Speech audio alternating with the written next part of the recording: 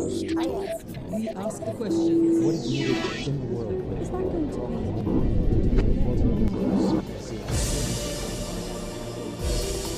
Meet Africa's richest man, Aliko Dangote. Forbes magazine estimates his wealth at $25 billion, making him the 23rd richest man in the world with a growing portfolio of investments across Africa. The Nigerian business magnate began with a small trading firm in 1977. Today, his businesses cover everything from cement manufacturing, food processing to freight. Dangote Group employs about 25,000 people in Nigeria. It is building cement factories in 16 African countries and buying mining licenses from Kenya to Zambia. Aliko Dangote has taken on the aura of an economic folk hero for some, turning a loan from his uncle into the most successful business conglomerate in Africa.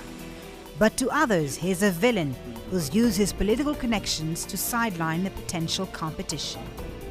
Aliko Dangote talks to Al Jazeera.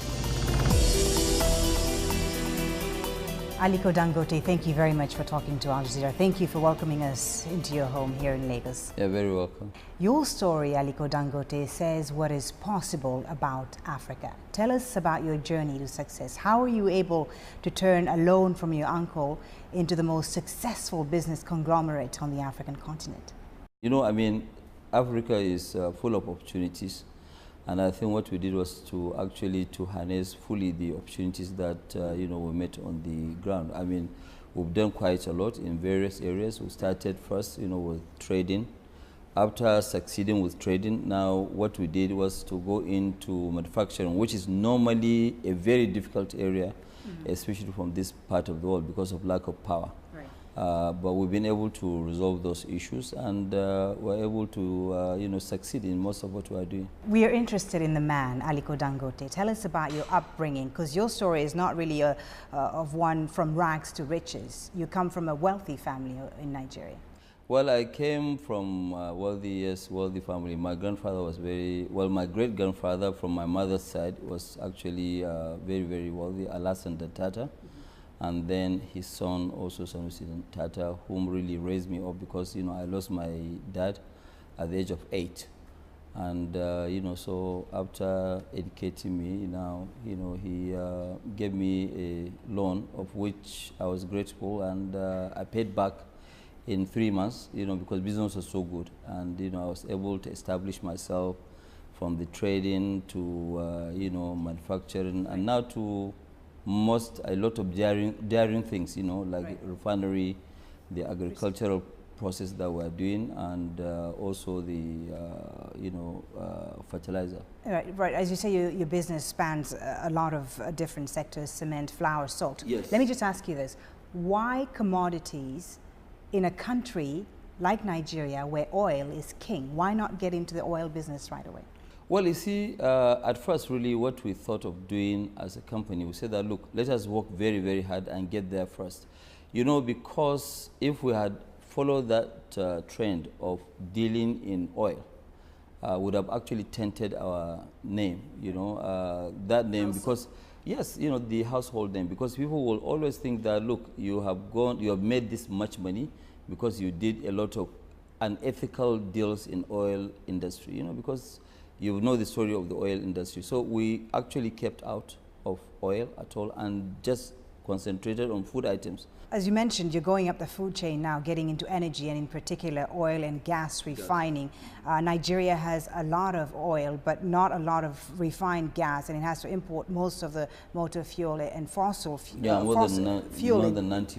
Of course, and you know, a lot of people feel that Africa could grow a lot faster with more of its own refinery capacity. So tell us about this project that you've started, and also, how tough is it going to be for you? I mean, it must be very challenging, because you're going to be competing against the European, the Chinese, and the American companies who are all elbowing each other to satisfy Africa's energy you know, what we're going to do now, really, we're going to do 500,000 barrels. It was 400,000, but we upped it now to 500,000 barrels of oil refining per day. Then petrochemical of polypropylene of 750,000. Metric tons. I know that, yes, it's very, very challenging, but that's what we like. You know, in Dangote Group, we like challenging things, and we like to make sure that we do things where we'll make our country proud and also self-sufficient. So once we do this, Nigeria will never ever import any oil at all. No petroleum products, zero. We'll meet up the full capacity, and we've taken up a land that will allow us to grow 3 times. So we have plans of also further growth. But the challenges, I think, will be able to surmount most of them because, number one, we're a local domesticated refinery.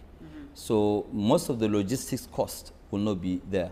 And then we don't have to pile up a lot of petroleum products, in stock because the refinery is there, it's working. Obviously, yes, maybe we'll have about 15, 20 days of reserves, but that's it. Let me talk about the foreign investment in this country, in China in particular. China's presence on the African continent is huge. China has ramped up its investments in Africa. Is China's presence, in your opinion, a win-win for Africa, as they put it? I think it is a win-win situation. We happen to deal with a lot of African, Chinese companies, and we've been doing very well as contractors. But you see, most of what is happening, the Chinese are coming here mainly for mineral resources, for what they need. But setting up local domestic industries, I'm not really seeing Chinese people participating in local domestic industries.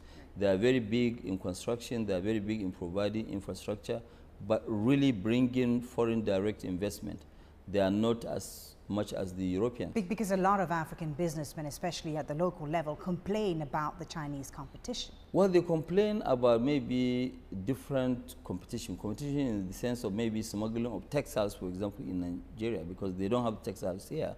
But they are smuggling it in here, where they have killed most of our domestic local textile industries.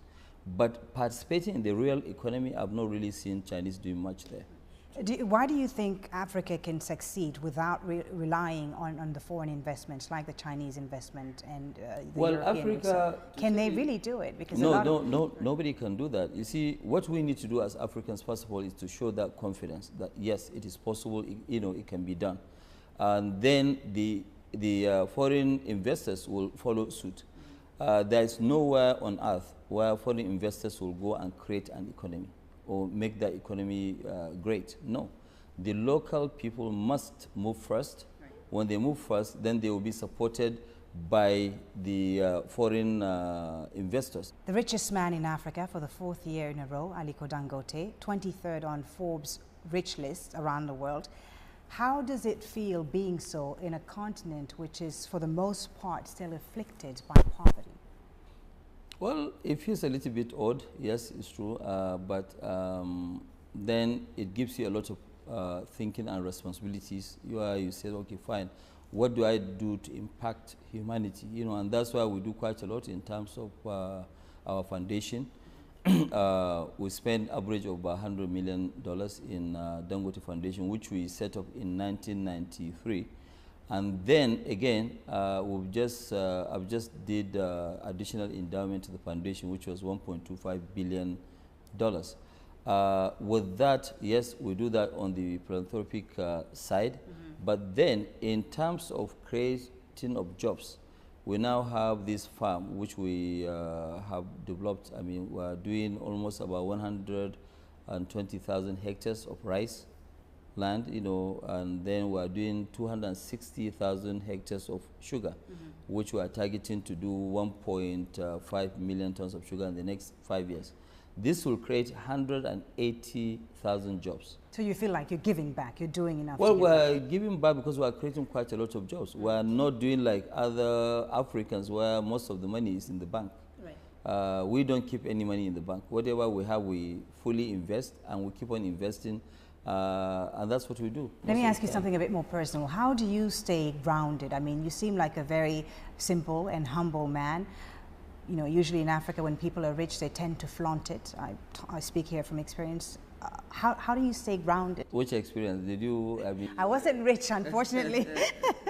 But from the different things that I've seen around the continent, even when it comes to the leaders of the African continent. I think really tell you the truth, my upbringing from my late grandfather really helped me quite a lot. He was a very, very humble person, and sometimes he used to drive himself, and that's what I do now. You know, even on weekends. Right now, once I finish this interview with you, I won't go out to the driver. I'm going to go alone, and I'm going to drive myself. I mean, I feel safe, and really, I don't have any issues, you know, with that. You know, you know, it's always better to be humble. You know, they say that no condition is permanent, so I want to always run my life.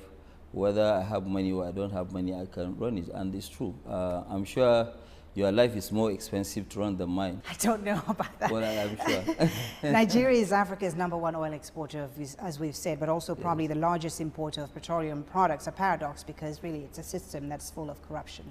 There's no denying it. So you've said, and I've heard you say this in several interviews, that corruption doesn't stop business. What do you mean by that? Well, corruption doesn't stop business. There's no, actually, there's no country without corruption. Even our own in Africa is well pronounced because we have very weak institutions. You know, what you need are very, very big institutions so that when you cross the line, there's somebody that will deal with you squarely. But, you know, be it in America, in Europe, or anywhere, there, I mean, these are countries that also have corruption, not at the same level with what we have because in Africa. But in a country like Nigeria, for instance, sorry to interrupt you, Nigeria is ranked 144 out of 177 on Transparency International list of corrupt countries. Okay, I don't know the number. But it's known to be a notoriously corrupt country. So my question is, your journey to the top in a system that's notoriously corrupt, you must have had to pay some kickbacks and so on. Let me tell you something. We have actually never ever paid anybody any kickback at all. Never. And that, never, honestly.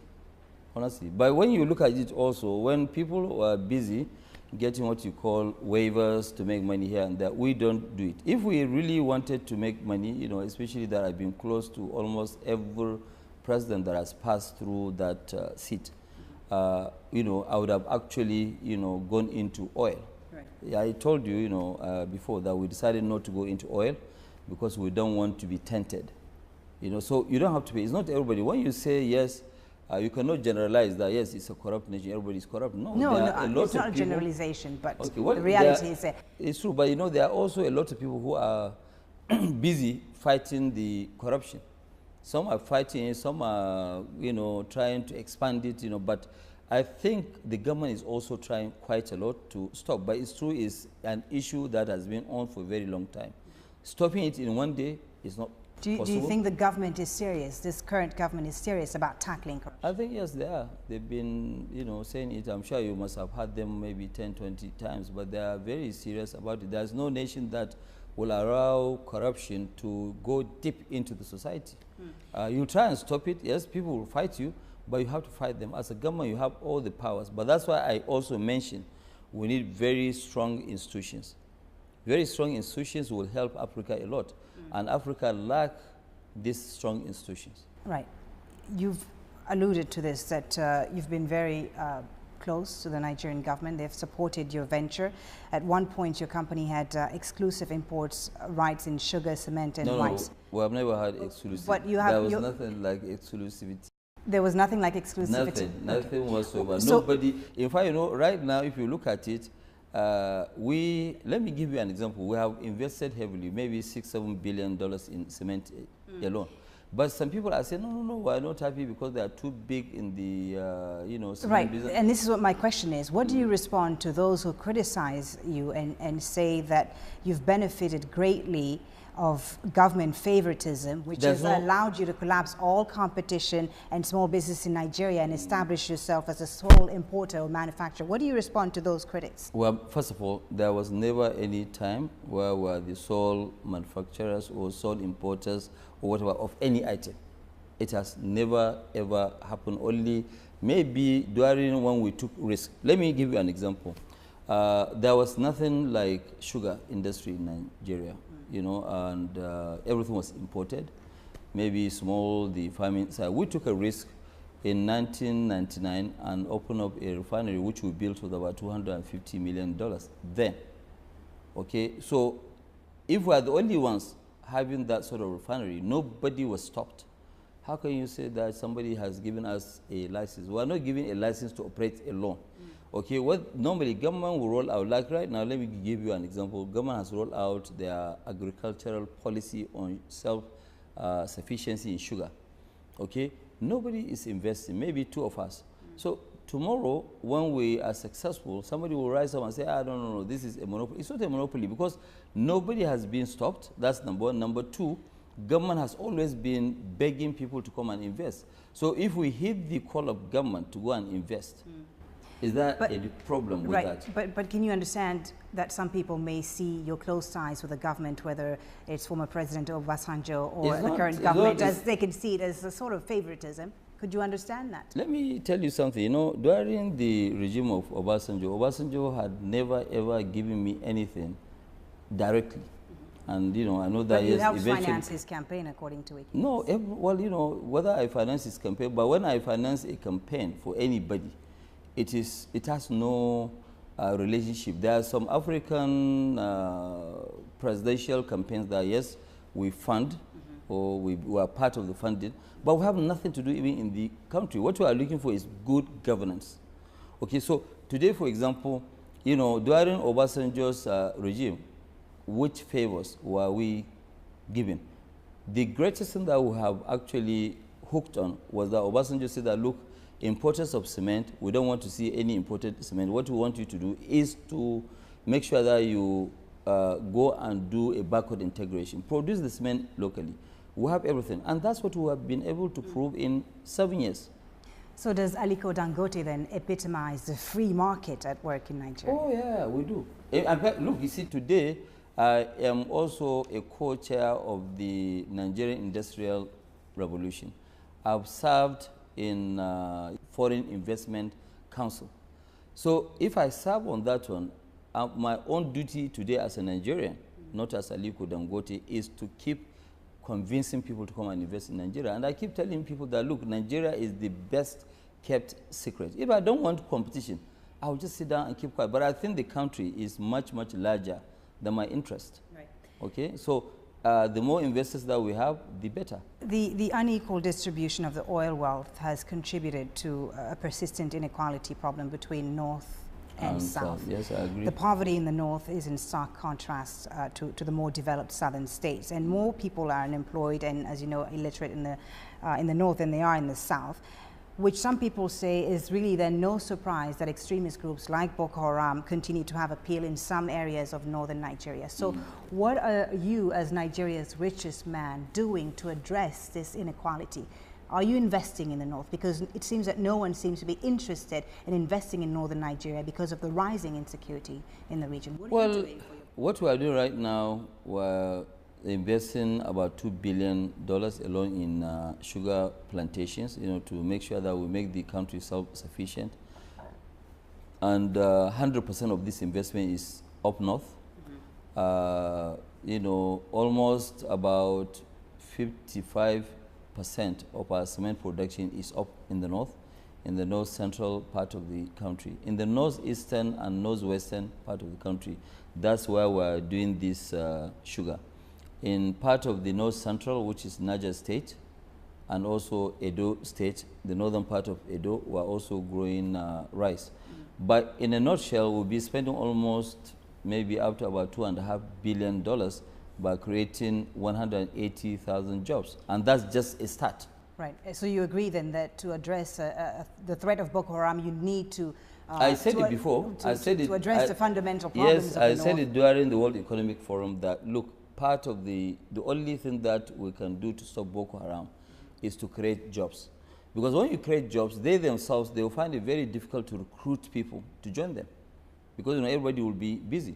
But you are right, it is also very dangerous to allow people to just sit down morning, day and night, 24 hours, 7 days a week, while they have nothing doing. Right. Yeah, definitely. I mean, it's a recipe for crisis. Nigeria recently overtook South Africa as the continent's largest economy, but you wonder how much direct investment can this brand new economy truly bring if Nigeria is still defined by insecurity? Well, what do the people, the investors that you deal with, the foreigners that you deal with, what do they tell you about this particular issue? Well, you see, it depends on the appetite of the investor But I can assure you the insecurity and all the challenges that we're facing, it's true, we're facing. It's not good for me to tell you here that we're not, because it's a well-known stuff. But also, it does not stop people who really want to invest. Because the country is very large, they can invest in some. Do you think the government sectors. has handled this security issue well? I think they have tried, their best, but they need to do more. That's the truth. I'd like to talk about religion, a sensitive issue in Nigeria.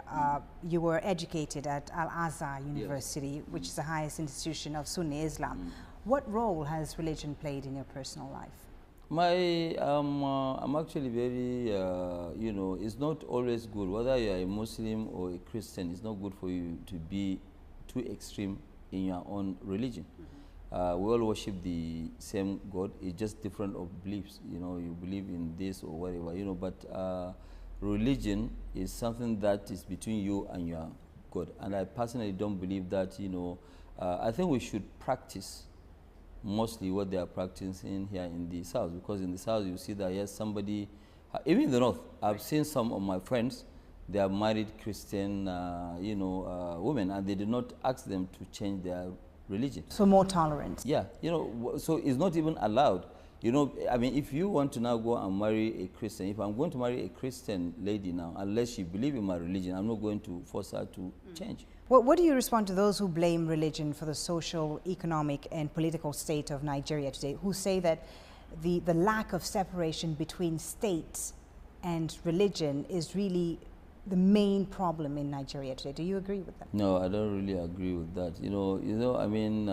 The state does not really play. It's a very liberal, state. It's a country where we say that we're secular. There's actually but not. You say that you're secular, but is it practice? I think it's practiced to a certain extent, but some politicians used to play with religion, which I think is very, very bad and dangerous. It's not good for anybody to use religion as a game. That is between you and your God. So I think they shouldn't. Really. Some people fear that what Boko Haram is doing right now in northern Nigeria could lead to a breakup of the country along religious and ethnic lines. Do you believe that could happen in the future? Let me also tell you something that maybe what people need to know. Do you know or do you realize that Boko Haram have actually, people that they killed so far, 70% of those people are Muslims. So how do you define, this, so it means that they are not fighting Christians.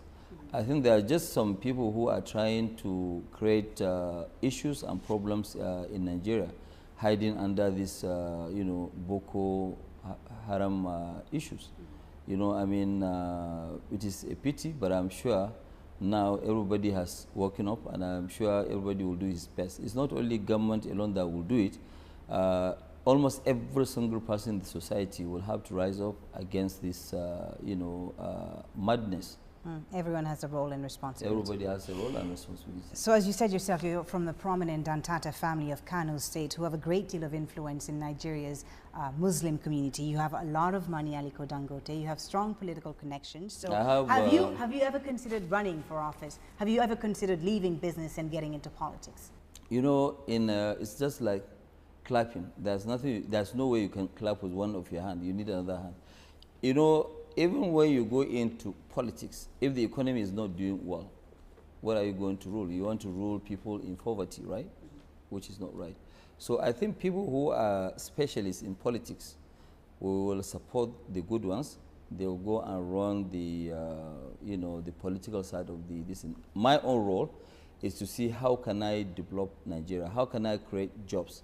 What gives me joy is how many people I've actually helped through job creation, through doing so many things, and in future I want to make sure that Nigeria is self-sufficient in rail lines, in power, in a lot of things. So I can do my own contribution. I don't have to become president of Nigeria to change lives. So those who say Aliko Dangote for president, you tell them? No, nothing. I've never heard that word. I'm only hearing it for the first time from you. No, I've read it many times. A lot of people think you can well, you are telling me. I've never heard it, But no, to be serious, I don't have any intention with that. Aliko Dangote, thank you so very much for talking to us. Thank you for your time. Thank you.